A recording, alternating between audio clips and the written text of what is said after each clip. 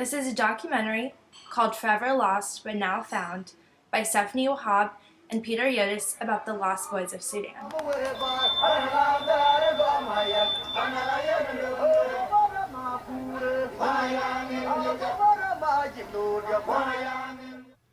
In 1981, a civil war that would last over 50 years erupted in southern Sudan.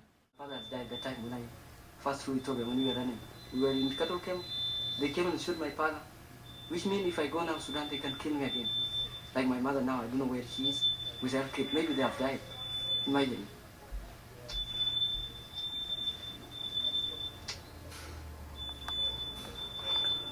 So I cannot go to Sudan again.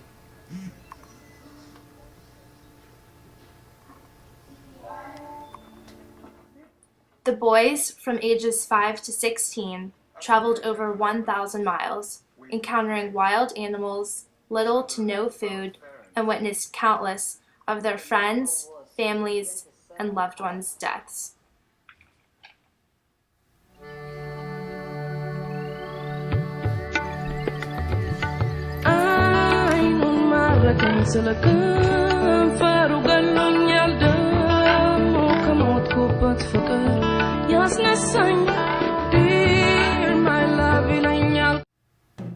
In the novel What is the What by Dave Eggers, many were killed and abused at cattle camps. To better our understanding, Peter and I set out on a mission to interview our very own lost boy of Sudan in Charlotte, North Carolina. His name is James Lubo Mijak. Lubo Mijak. I'm one of the lost boys of Sudan. At first, I asked James a series of questions concerning Sudan's history. I started off by digging deeper into the origin of the conflict and how it all started. In Sudan, there were so many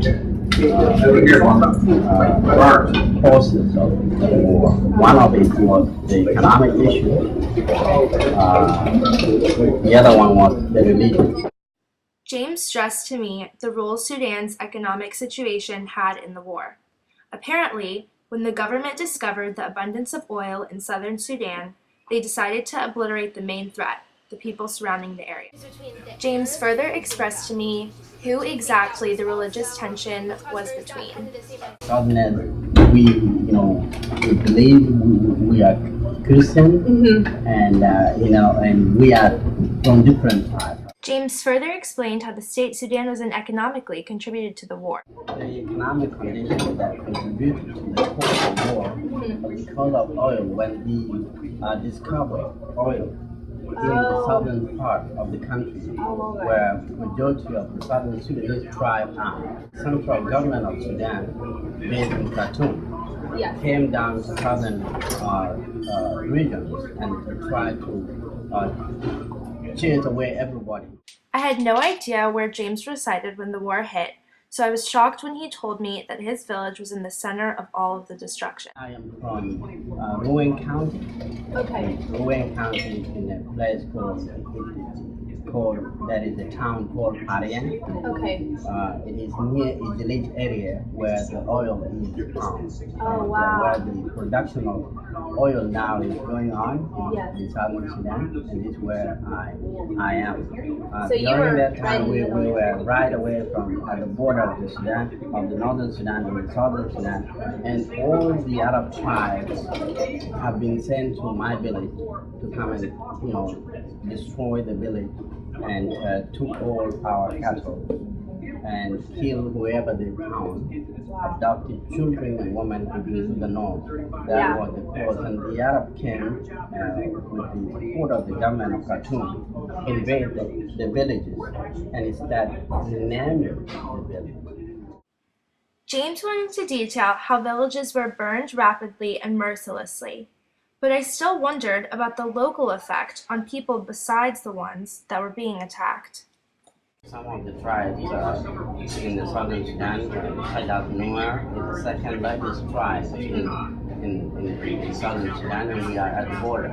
Yes. They were also affected, as well as the other tribes, such as Shilluk and war, they were also affected. James then explained the Civil War's global effects.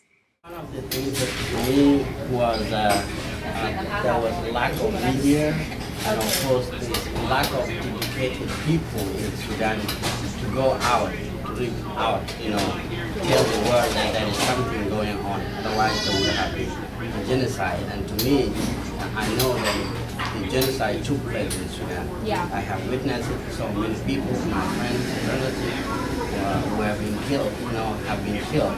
And it took the world, a long time to recognize that this is a genocide. Currently, what efforts and actions are currently being taken to resolve the issue? One of the efforts that has been taken already to resolve the issue of the Sudan between the North and the South was to bring and allow the Southern Sudanese to vote for a referendum to decide whether they will remain as the country remain as one country, or they will choose to have their own country. Okay. And they did it recently in January of this year. They voted for separation of the country. Do you know what the current American response of this issue is and how we've kind of assisted Sudan into breaking away from northern Sudan and such? Without Americans, the Southern Sudanese would not have been enjoying these opportunity whereby they will have their own nation of today.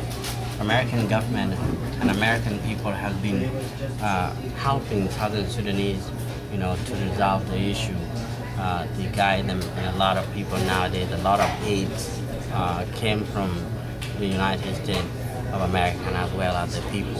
I have seen when I visit the capital city of South Sudan last year, since American government has also offered them opportunity, and they joined the Southern Sudanese government to the road construction, village, the schools, and other things.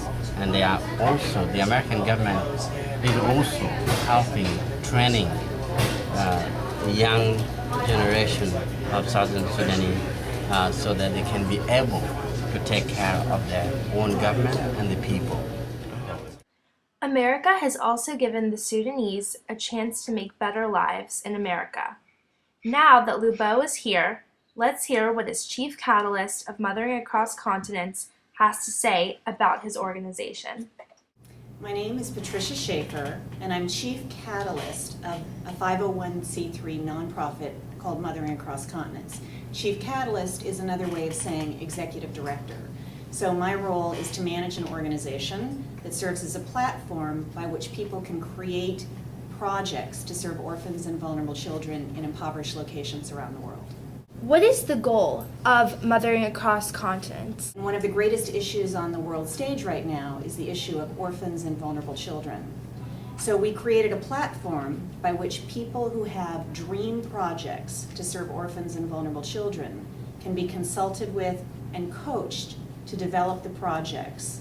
And quite often these projects, in fact in all cases, are in some of the most impoverished, underserved areas of the world. What are some of Sudan's current aspirations towards rebuilding their country? You can imagine when a country is being born, and it's a country that's been at civil war for almost 50 years, and it's the size of Texas, and it has 25 miles of paved road. Imagine all there is to do. There's a need to build schools, there's a need to create health clinics, there's a need to train leaders. So it's really like the birth of a nation and how one actually begins to craft a new nation. What can students do here in Charlotte to help aid in Sudan? Just taking the time, like the students in a class at Providence High have done, to choose to read a book like What is the What, which is the story of the lost boys of Sudan. That in itself is a contribution. Be able to voice your needs critically, then you automatically undermine, or your human rights are automatically undermined. So educating children actually gives them a platform to grow up and have their voices heard, and therefore their human rights met.